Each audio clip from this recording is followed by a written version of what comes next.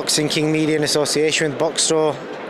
The man with one of the best left hooks from back in the day, Mr. Carl Greaves. How you doing, Carl? How you doing, mate? You okay?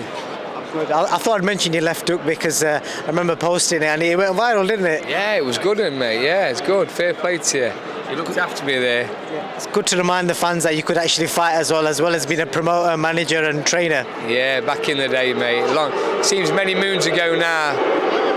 It sure was, mate. I've got you here. I want to speak to you about your man, AVANESYAN. Easy win for him last time. Obviously, you must have seen the online comments about people saying, you know, it was a pointless fight, etc. But you tell us, how hard is it trying to match him, get him the right fights? Because it's not easy, is it? Listen, Metz was the only one willing to step up to the plate and fight David in the European scene. Now, when we searched the ratings, he was the only one available. He was 15-0. We didn't know a lot about him. Obviously, we looked at his record and we knew really that it would be an easy job for David. But listen, you can't take anything for granted. Fair play for him to get in the ring with David, and he coming out a go. You know what I mean? Not like some others. You know what I mean? They're all giving it the big and on social media, criticising the opponent, but they don't realise how difficult it is getting David matched. You know what I mean? We're in that position now where he's on the verge of a world title fight, waiting for the WBC to order someone for his final eliminator, and they haven't yet. So we just got to keep busy and keep active. You know what I mean? And obviously, Metz was the first one willing to come and give it a go. Is it a case of David being too good, or was he opponent too poor? It's too good for the European scene, and obviously that opponent was, what was he, number 11 in Europe.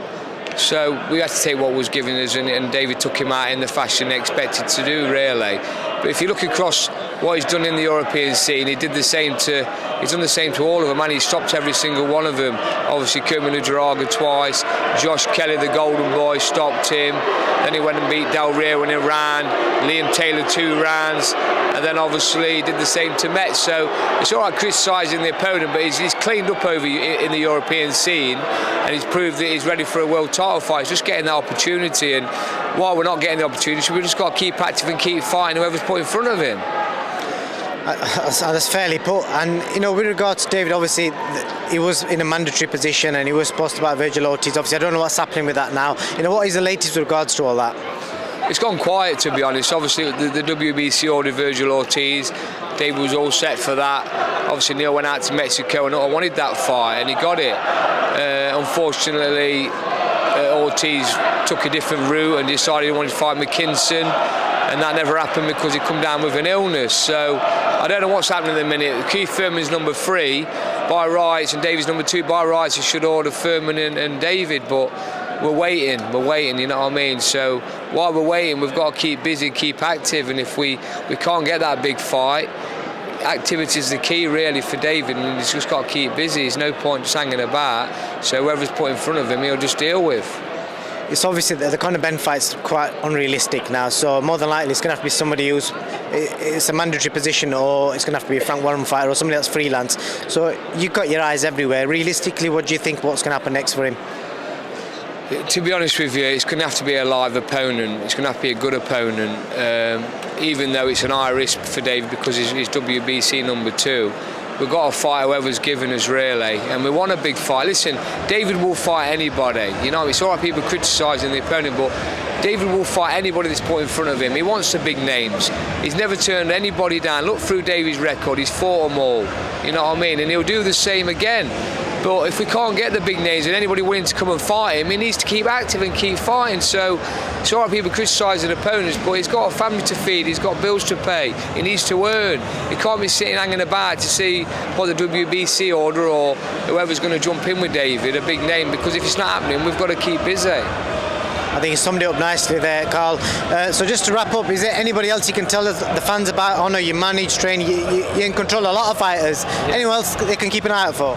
Yeah, well, I've got a great stable at the minute, probably one of the best stables I've ever had. I've probably got 15, 20 unbeaten prospects that's building along nicely, 6, 7, 8, 9 and 0.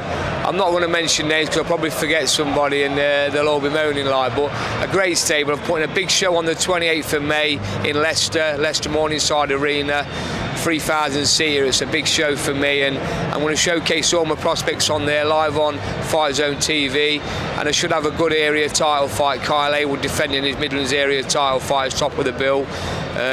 We was going to fight Levi Ferguson, but obviously that's going to be changed now. So we're waiting on that. Tomorrow I'm heading up to Rotherham straight from the hotel in the morning. I'm heading up to Rotherham. I've got Craig Derbyshire. Fantastic pro Craig, you know what I mean? He's been on the road his whole career. He's won 2 English titles, he's won 2 area titles.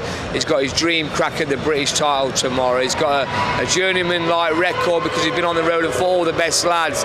But when it's down, when he's on a level playing field and fighting someone his own weight, he turns up and he beats him. And tomorrow I really fancy his chances of becoming British champion. And what a story that will be! An amazing story. It'll probably be the greatest story in British boxing, in my opinion, when you look at what he's gone through. Well, I wish you all the best tomorrow, because if he does win, I know he's coming off beating Joe Mafusa, who was 12-0, I think, at the time. So GB kid. He was a GB fighter. He come over to his own backyard and won the English title. You know what I mean? It was a vacant title. He come over and beat him convincingly. Dropped him in the first round, and yeah, that was a very good win. And obviously tomorrow I've got Levi Ferguson on. He's 12-0, a brilliant prospect. Got high hopes for him. I've got Danny Orr making his pro debut, and I've got Matty Eppenstall, who's unbeaten 1-0. So 4 on tomorrow. It's a big Sunday afternoon show in Magnum Rotherham that Fight Zone's putting on, that can be streamed and watched live on Fight Zone if you just download the app. So yeah, really excited about it. Well, I hope you get a cut out of that free promo. So I wish you all the best tomorrow with Craig, and we'll speak soon. Top man, thank you. Cheers, mate.